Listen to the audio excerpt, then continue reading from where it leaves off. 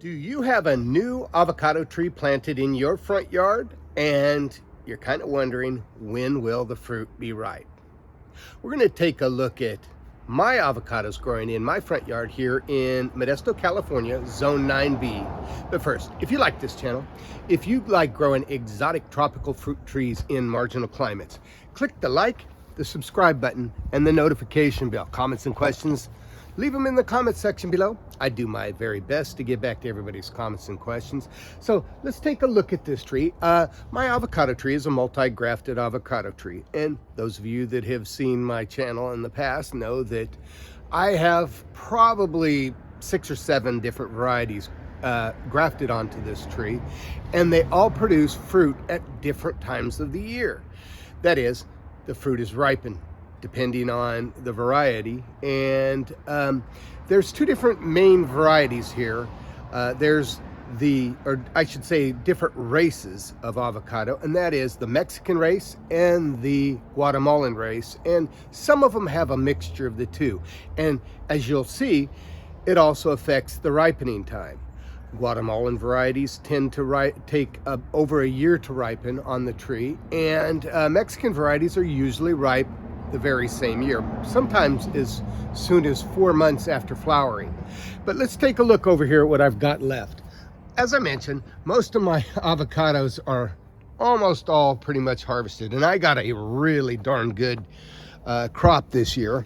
Here is Mexicola Grande, and I can see it's a little bit overripe because the bottom end is starting to ripe off. So I'm gonna pop this guy. Now look right here, you can see there's an abscission point. That tells me that this guy is time for me to pick it. Mexicola Grande being, of course, Mexican race. I think it's 100% Mexican race. And as you can see, the fruit is a reasonable size. Probably, this one is probably about 7 or 8 ounces. But let's go over here to the other Mexican variety that I have.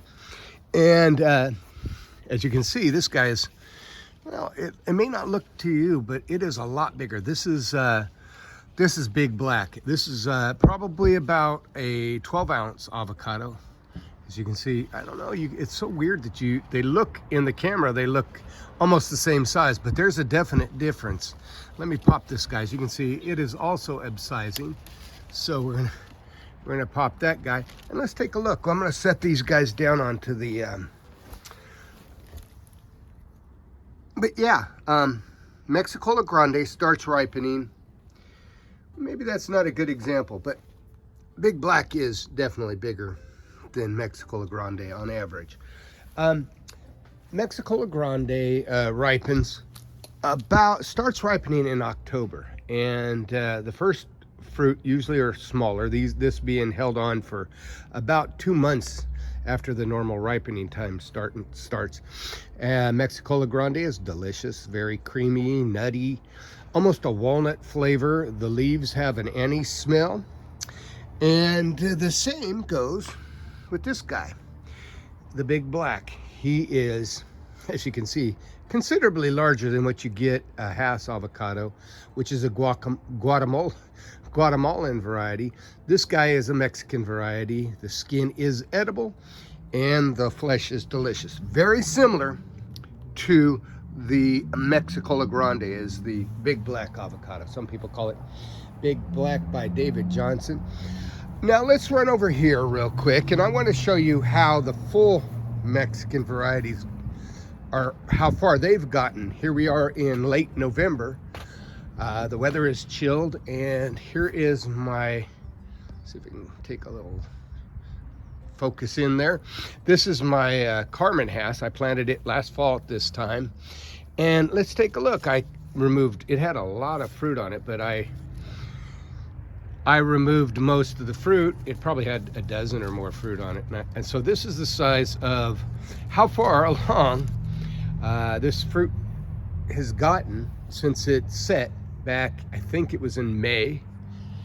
And yeah, so you can see it's only probably what, maybe 2 or 3 ounces right now. Now let's go back over to my multi-grafted tree, and we will take a look. Wow, look at that macadamia nut tree is just so big. It's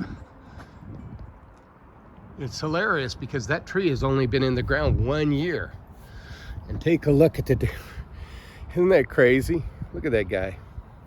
So yeah, that macadamia nut tree is growing fast. So anyway, we're back over here and I want to show you an extreme example of avocados growing here. This is the Gigante avocado, or some people call it the Bay Area Giant. And take a look.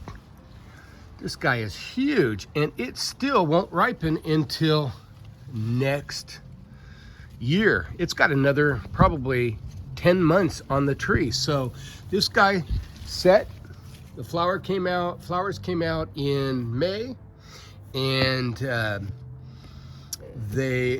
fruit set. I had 2 fruit that set, 1 fell off, and this guy is just going. And it's like I said, the fruit will probably be 2.5 to 3 pounds. Now here's another one, an odd shaped Mexican variety. I think it's a little blend of Mexican and Guatemalan. This guy is called, I think it's called Not Del Rey. I don't know why they call it that, but heck, well, you can see some of my big blacks still have green on it. You don't want to harvest them when they got green on it. You want to wait until they're all the way black. Anyway, so that's pretty much it of the fruit that I've got ripening. Mexican varieties usually ripen the very first year after they produce fruit, flowers. They will, for me, they start in September. That would be Mexicola. Mexicola Grande is next, starting in October, and late October, Big Black. These are all varieties that are Mexican varieties, so they produce and ripen in the first year. The Gigante probably won't be ripe until next September, but who knows? In our extreme summer climate, it could be a little bit ripened a little bit sooner. So if you want fruit the first year, you'll probably want to go, I should say the same year that they produce flowers, you'll probably want to go stick with something in the Mexican race, such as bacon, Mexicola Grande, Zutano. The Zutano and bacon usually ripen in my climate, usually starting in late December. So you may get a little frost on your avocados, but they can usually take it if the cold's not that cold.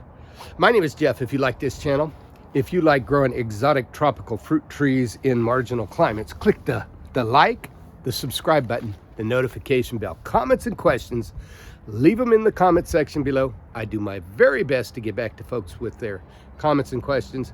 You have a wonderful day.